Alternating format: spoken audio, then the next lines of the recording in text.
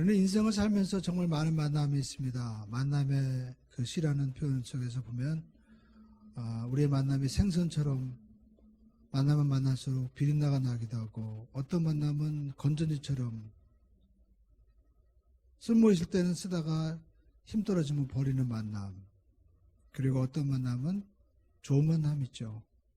손수건처럼 눈물을 닦아주고, 그리고 또 아플 때는 위로해주는 만남이 있습니다. 그러나 오늘 우리 아나운서 되신 분이 만난 것처럼 생명의 만남이 있습니다. 예수님과의 만남이죠. 예수님은 생명이시고, 예수님 아까 말씀한 대로 너는 내게 부르짖으라, 하나님 찾으라, 주 예수를 믿으라, 그러면 너와 내 집이 구원을 얻으리라 말씀하는 것처럼 그 말씀대로 이루어주시는 바로 진리고 생명이신 하나님이신 것입니다. 여러분, 예수님께서 십자가에 못 박혀 죽으시기 전에 제자들에게 하신 말씀이 있습니다. 마태복음 16장에 보면 예수님이 제자들에게 물어보십니다. 너희들 날 누구라고 하느냐? 그랬더니 더러는 세례 요한, 더러는 선자라고 합니다. 그러면 너는 나를 누구라고 하느냐? 그랬더니 베드로가 주는 그리스도시요 살아계신 하나님의 아들이십니다. 이렇게 고백합니다. 근데 그때 예수님이 하신 말씀이 있어요. 그때부터 이번 마태복음 16장 21절에 보면 그때부터 예수 그리스도께서 자기가 예루살렘에 올라가 장로들과 대제사장들과 서기관들에게 많은 고난을 받고, 그리고 죽임을 당하고 제3일에 살아날 것을 제자들에게 비로소 말씀하시니라. 주님께서 이렇게 말씀하셨어요. 십자가 못 박혀 죽으시기 전에. 그리고 주님께서 이 말씀한 대로 예루살렘에 올라가 서기관들과 장로들과 바리새인들에게 십자가에 못 박으라는 그러한 사형 언도를 빌라도를 통해서 받으시고 정말 죽으신 거예요. 그리고 3일 만에 말씀하신 대로 살아나셨습니다. 여러분, 이 말씀이 얼마나 놀라운 말씀입니까? 내가 죽는다, 어디서 죽는다, 어떻게 죽는다, 그리고 내가 살아난다, 이렇게 말할 수 있는 사람이 있어요? 아무도 없습니다. 하나님 외에는 이렇게 하실 수 있는 분이 없는 거예요. 그리고 예수님께서 스스로 죽으러 가신 겁니다. 베드로가 마치 내가 정말 주님 보니까 주님은 살아계신 하나님의 아들이신 맞습니다 하는데, 주님이 그래 그럼 내가 그걸 보여줄게. 그래서 십자가에 못 박혀 죽으시고 살아나심으로 말미암아 아담의 갈비뼈를 쳐야 하와를 쳐듯이 자신의 피와 살로 하나님의 사람을 만들어주신 거예요. 그것이 바로 그리스도인인 것입니다. 이 창조주 하나님의 역사를 지금 오늘 도마가 보여주고 있는 거죠. 여러분, 우리가 요한복음 20장에 보면 유명한 도마가 예수님 만나고 나서 지금 말씀하는 장면입니다. 예수님께서 부활하셨습니다. 그리고 마리아가 만났어요. 그리고 그 놀라운 소식을 제자들에게 전했습니다. 그래서 제자들이 도마에게도 얘기했습니다. 어떻게 얘기했을까요? 오늘 성경에 말씀한 대로 우리가 주를 보았노라 이렇게 얘기했을까요? 아니죠.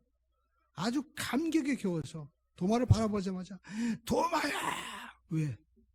예수님 부활하셨어! 예수님 살아나셨어! 그랬더니 도마가 이 기쁨과 감격에 정말 젖어서 하는 이 얘기를 듣고 뭐라고 반응합니까? 25절에 보니까 도마가 이르되 내가 그의 손의 못자국을 보며 그 손가락을 그 못자국에 넣으며 내 손을 옆구리에 넣어보지 않고서는 내가 믿지 아니하겠노라. 이 얼마나 썰렁한 반응입니까? 지금 한 사람은 막 예수님 죽었다가 살아난 것을 보고 감격에 겨워서 도마를 향해서 내가 주님을 보았다고 얘기하는데, 도마는 그럴 리가 없다. 내가 그 못자국 난 그 손 옆구리에 내가 손을 넣어보지 않고는 나는 믿을 수 없겠다고 그렇게 반응합니다. 왜 이렇게 썰렁한 반응을 도마가 보였을까요? 왜 우리가 예수님 살아계신다고 그렇게 외쳐도 사람들은 믿지 못할까요? 첫 번째, 여러분 성경에 답이 있죠? 믿음의 자리에 있어야 합니다. 도마가 의심했던 그 해답이 24절에 있습니다. 한번 읽어보겠습니다. 12 제자 중에 하나로서 디두모라 하는 도마는 예수께서 오셨을 때 함께 있지 아니한지라. 부활하신 예수님께서 제자들을 찾아오셨습니다. 그런데 그 자리에 누가 없었어요? 도마만 없었다라는 것입니다. 그러니까 우리가 만나는 것과 만나지 못하는 것의 차이가 이렇게 크다는 겁니다. 뒤에 우리 아이들이 있는데 이 아이들에게 대한민국 짝짝짝짝 하면서 월드컵 외치면은 아이들은 그럴 겁니다. 저게 뭐 하는 거야? 왜냐하면 2002년도에 그걸 보지 못한 아이들은요, 이 감격과 이게 무슨 뜻인지 잘 모르는 거예요. 그러나 그 자리에 있던 사람, 막 광화문이라든지 도시에서 함께 막 소리를 외치던 사람들은 그 빨간 티만 보더라도 그때가 생각나고 4강에 올라갔던 그 시절의 모습이 선명하게 떠오를 것입니다. 마찬가지로 도마도 예수님께서 살아계심을 보지 못했기 때문에, 그 자리에 있지 못했기 때문에 전혀 반응을 할 수 없었던 거예요. 그리고 도마는 자기 자신의 이성과 상식에 매여 있었던 것입니다.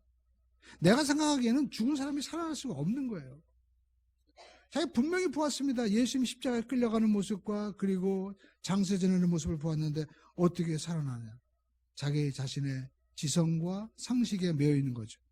그리고 자기 주위에 진실한 친구들, 베드로 또 요한, 많은 친구들이 자기에게 이야기할 때 그 이야기를 들었어야 되는데 그 이야기에 귀를 기울이지 않고 있다는 것입니다.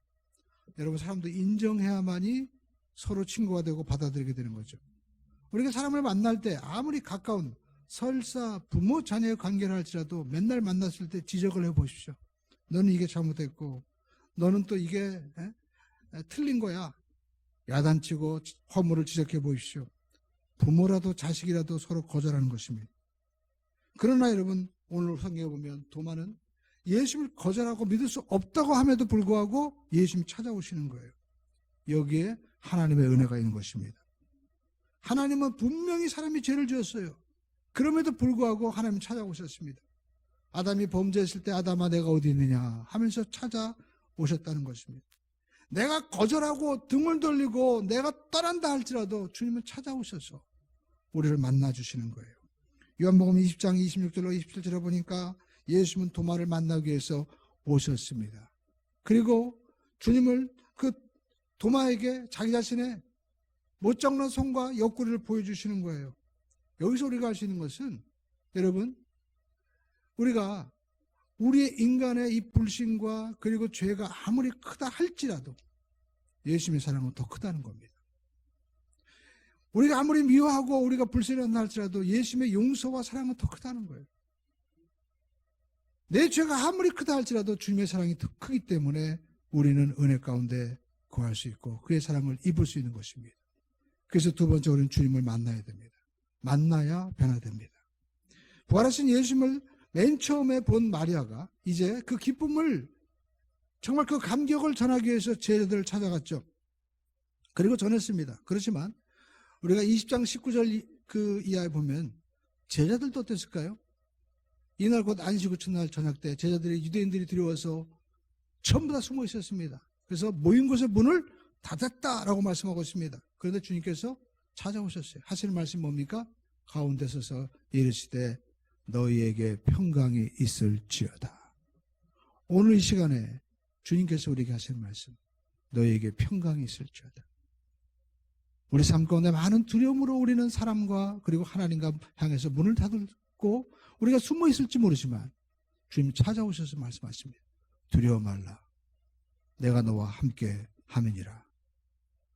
그리고 그 주님을 제자들이 정말 만났을 때 제자들은 너무나 기쁘고 놀라웠던 것입니다. 그래서 막달라 마리아와 제자들이 도마에게 하는 말씀이 뭡니까? 우리가 주님을 보았다라고 외치는 거예요. 여기서 보았다라는 이 헬라어 언어는요, 그냥 잠깐 본 게 아니고 신중하게 본다는 거예요. 머리에서 발까지 아주 천천히 주의 깊게 예수님을 보았다는 것입니다. 왜 그러면 그들이 예수님을 그렇게 신중하게 보았을까요? 주님이 3일 전에 돌아가셨기 때문에. 분명히 자기가 볼 때 십자가에 돌아가셨어요. 죽었습니다. 장사 지냈습니다. 그런데 지금 살아계셔서 서 있으니까 이게 꿈이냐 생시냐 천천히 쳐다본 거예요. 그런데 그들이 살아계신 예수님, 그분이 너에게 평강이 있을지어다 라고 말씀하셨을 때 그 주님을 보면서 어떤 생각을 했을까요? 주님께서 말씀하신 대로 정말 죽으시고 살아나셨구나. 주님은 말씀을 정말 이루시는 분이구나. 주님께서 요한복음 14장 6절에 내가 곧 길이요 진리요 생명이니 나로 말미암지 않고는 아버지께로 올 적 없다고 말씀하는데, 정말 예수님이 하나님께로 가는 길, 영생하신 하나님, 처음부터 나중까지 모든 것들을 아시고 지으신 그 하나님께로 가는 길을 예수님이 열어주시는구나. 또 예수님께서 나사로를 살릴 때 나는 부활이요 생명이니 나를 믿는 자는 죽어도 살겠고 또 살아서 나를 믿는 자는 영원히 죽지 아니하리라는 말씀한 대로 정말 주님이 영원히 살아계신 분이구나. 그들은 그 말씀이 생각나고 그리고 정말 그들이 주님을 보았다고 얘기하는 거예요. 근데 주님을 이 보았다는 말씀은 무엇을 보았다는 것입니까? 바로 28절에 보면 도마의 고백에서 알 수 있어요. 우리 한번 도마의 고백을 함께 읽어보겠습니다. 도마가 대답하여 이르되 나의 주님이시요 나의 하나님이시다. 도마가 그 주 예수님 보니까 누구예요? 예수님이 바로 하나님이다 라는 것을 고백하고 있는 것입니다. 그 예수님께서 분명히 십자가에서 못 박히시고 옆구리에 창을 맞으시며 피와 물이 나왔는데 다시 살아나신 이 주님을 보면서 이분은 바로 하나님이시구나 라고 고백하지 않을 수 없었던 것입니다. 우리가 예수님께서 제자들을 이렇게 찾아왔을 때 요한복음 우리가 20장 19절에 이 말씀을 주목해야 됩니다. 예수님께서 뭐라고 말씀하고 있습니까? 너희에게 평강이 있을지어다. 문을 닫았는데 주님께서 말씀하시는 거예요. 너희에게 평강이 있을지어다. 그러면서 주님께서 옆구리와 또 이 손을 내 보이시면서 이르시되 주님께서 말씀하시죠. 평강이 있을지어다. 그러면서 뭐라고 말씀하고 있습니까? 아버지께서 나를 보내신 것 같이 나도 너희를 보내노라 하시면서 숨을 내쉬며 가라사대 성령을 받아라 라고 말씀하고 있습니다. 여러분 이 말씀 참 놀라운 말씀이죠. 예수님께서 숨을 내쉬면서 말씀합니다. 성령을 받아라. 그러니까 지금 부활하신 그 예수님을 그들이 볼 때 너무나 두렵고 그리고 그들은 정말 믿을 수 없었을 것입니다.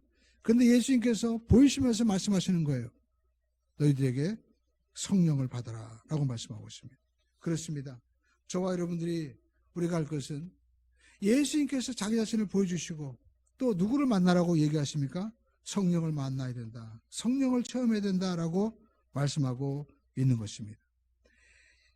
부활하신 예수님을 만나고 그리고 예수님이 약속하신 성령님을 만나자 그들이 어떻게 되었을까요? 변화가 된 거예요. 물이 변하여 포도주가 된 것처럼 완전히 변해버렸습니다. 문을 잠그고 숨어있던 그들이 나가서 외치는 겁니다. 우리가 사도행전을 보면 그들이 나가서 외치는 거예요. 뭐라고 외쳤습니까? 그들이 외칠 때 사람들이 하는 표현이 있습니다. 저 사람 술 먹었나 보다. 왜냐하면 그 모습이 맨정신이 아닌 거예요. 그런데 베드로가 얘기하죠. 내가 취한 거 맞다. 그렇지만 내가 술에 취한 것이 아니고 요엘 선지자가 말씀한 대로 성령에 취했다라고 말씀하며 그 요엘 선지자가 예언의 말씀을 그들에게 전합니다. 말세 내가 내 영으로 모든 자녀에게 육체에 부어주리니 너희 자녀들은 예언할 것이고 젊은이들은 환상을 보고 너희 늙은이는 꿈을 꿀 것이다 라고 말씀하는 것이 이루어진 것이다. 그러면서 너희들이 십자가에 못 박힌 그 예수 그리스도가 사망의 고통에서 지금 다시 살아나셨다. 그 예수님이 바로 하나님이시다 하면서 주 예수를 믿으라. 그래야 하면 너와 내 집이 구원을 외치리라. 완전히 숨어있던 사람이 밖에 나가서 담대하게 죽음을 무릅쓰고 하나님의 복음을 전하는 사람으로 바뀌어지게 된 거예요. 오늘 저와 여러분들이 예수님 만나고 성령이 만나면 이렇게 변화되는 역사가 나타나게 될 줄로 믿습니다. 그래서 의심하던 도마는 인도에 가서 복음을 전하다가 순교했습니다. 그리고 베드로는 로마에 가서 복음을 전하다가 예수님께서 십자가 못 박혀 죽으시는데 내가 어떻게 똑같이 못 박힐 수 있느냐. 거꾸로 매달아 달라. 거꾸로 죽었습니다. 그런데 생명은 생명을 낳죠. 그렇게 핍박하던 로마가 어떻게 되었습니까? 예수님을 받아들인 거예요. 그리스 신화에 나오는 그 수많은 신들, 만신을 섬기는 이 판테온이 있는 그 로마가 변하여 예수 그리스도의 복음을 전 세계에 전하는 그러한 나라로 바뀌어지게 되었다는 것입니다.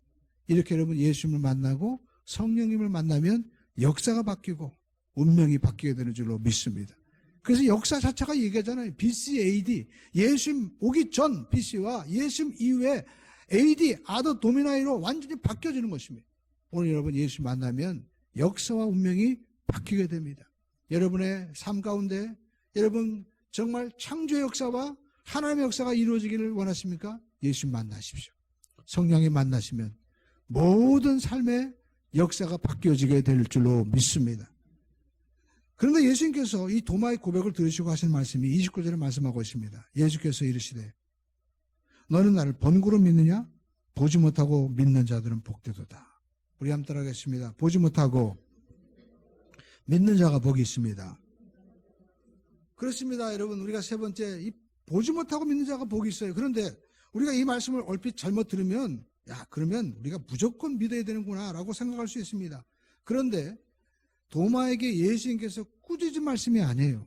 예수님께서 도마야 라고 부르시면서 깨우쳐주기 위한 말씀이다라는 것입니다.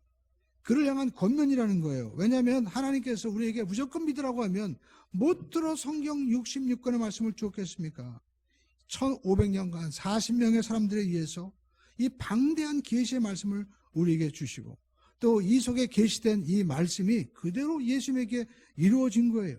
그래서 예수님께서 말씀하시기를 너희가 성경에서 영생을 얻는 줄 성경을 상고하지만 이 성경은 나에 대해서 말씀하는 것이다 라고 말씀하셨습니다.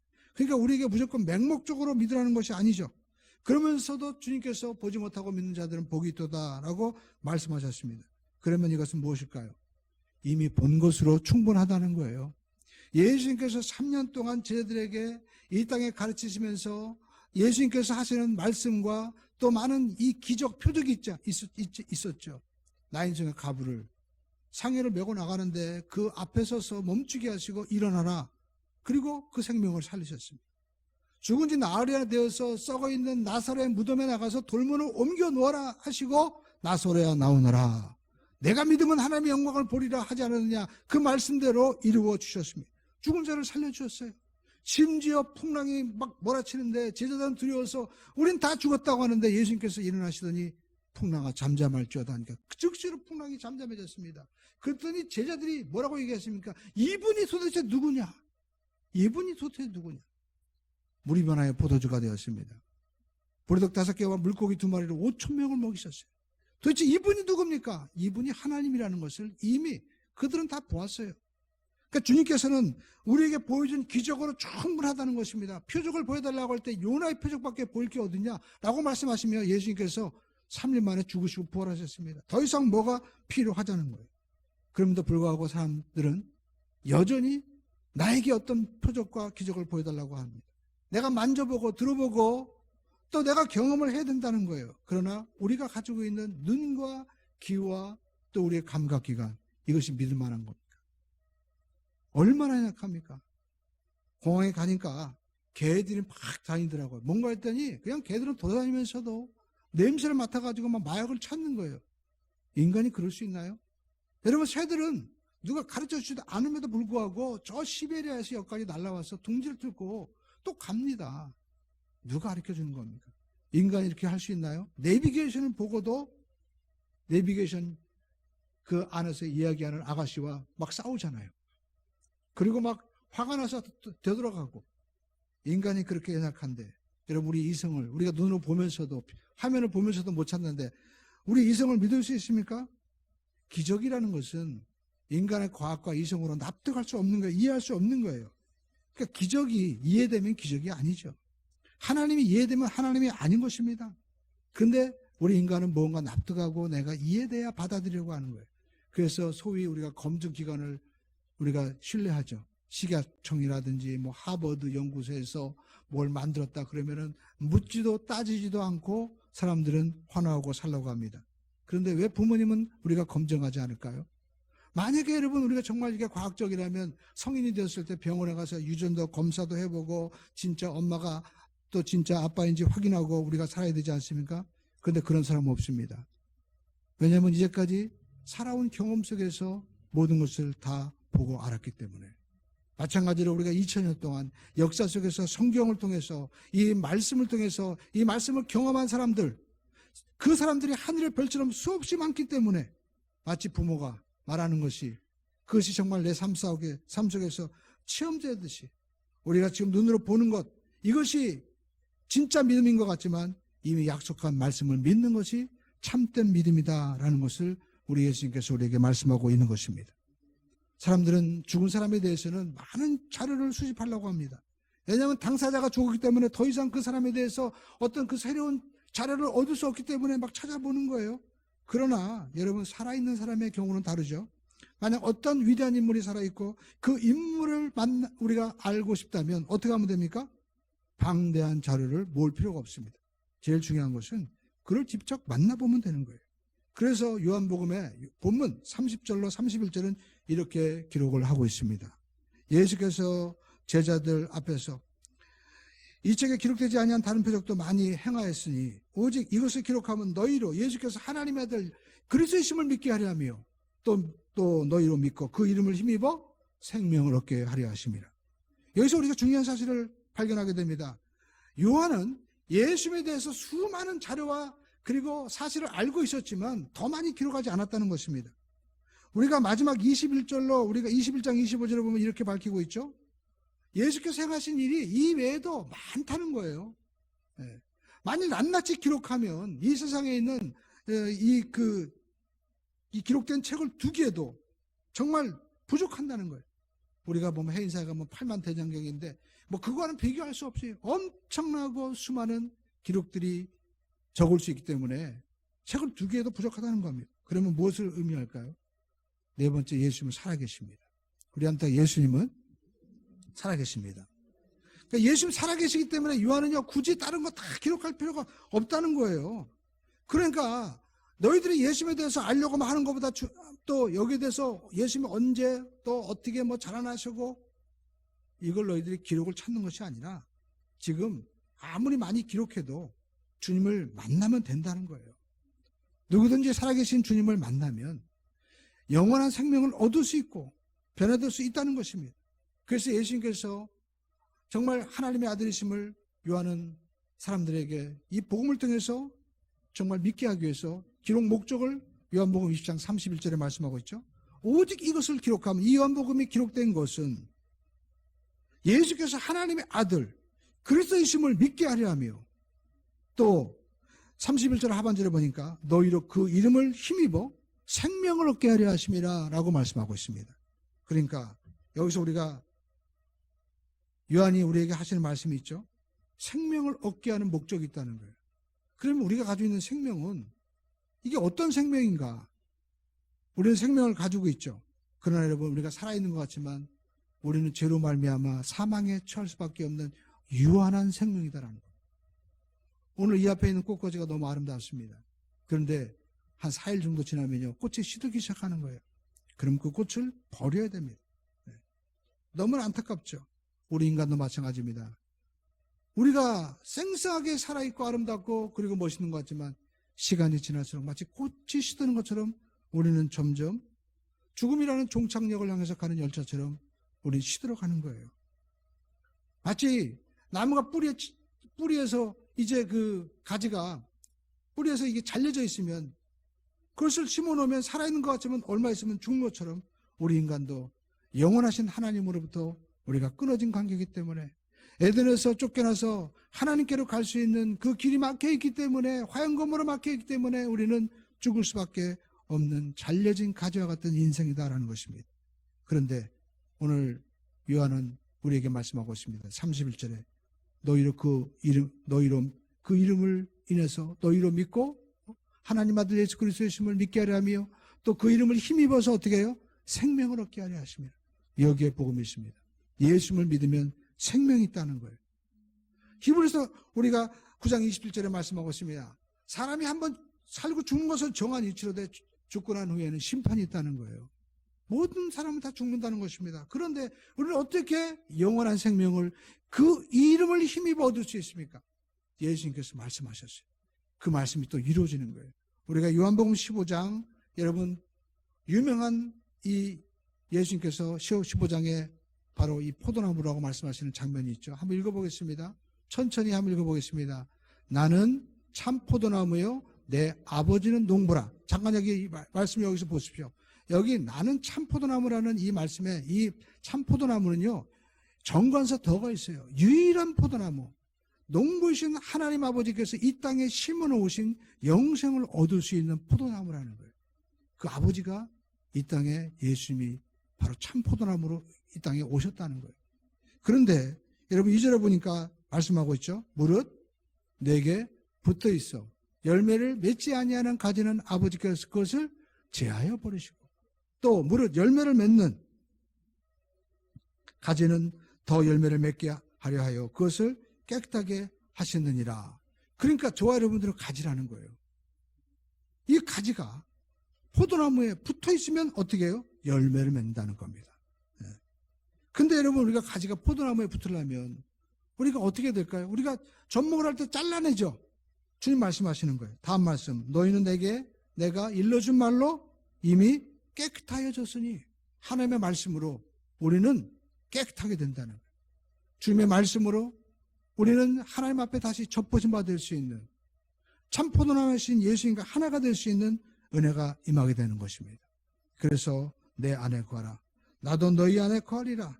가지가 포도나무에 붙어 있지 아니하면 스스로 열매를 맺을 수 없음 같이 너희도 내 안에 있지 아니하면 그러하리라. 나는 포도나무요 너희는 가지라. 그가 내 안에, 내가 그 안에 거하면 사람이 열매를 많이 맺나니 나를 떠나서는 너희가 아무것도 할 수 없음이니라. 여러분, 그러나 우리가 예수님을 떠나지 않으면 할 수 있는 거예요. 그래서 할 수 있거든요. 무슨 말이냐? 믿는 자에게, 이 말씀을 믿는 자에게는 능치 못함이 없느니라. 오늘 저와 여러분들이 예수님을 믿고 예수님과 하나 되는 가지가 포도나무에 붙어있는 은혜의 삶이 되기를 주님의 이름으로 축원을 드립니다. 예수님께서는 영원한 생명이시고 참 포도나무가 되시는 거예요. 그래서 저와 여러분들이 사망에 처할 수밖에 없는데 그 포도나무에 붙어있기만 하면 우리는 살 수 있게 되는 것입니다. 그 말씀을 믿으면 되는 거예요. 영원한 생명을 누릴 수 있는 것입니다. 예수님께 붙어있는 삶, 예수님 안에 있는 삶, 말씀 안에 있는 삶, 이것이 영원한 삶인 것입니다. 이 영원한 삶을 주님께서 부활의 몸으로 우리에게 보여주셨어요. 그리고 이 말씀대로 우리에게 이루어질 것을 주님께서 약속하신 것입니다.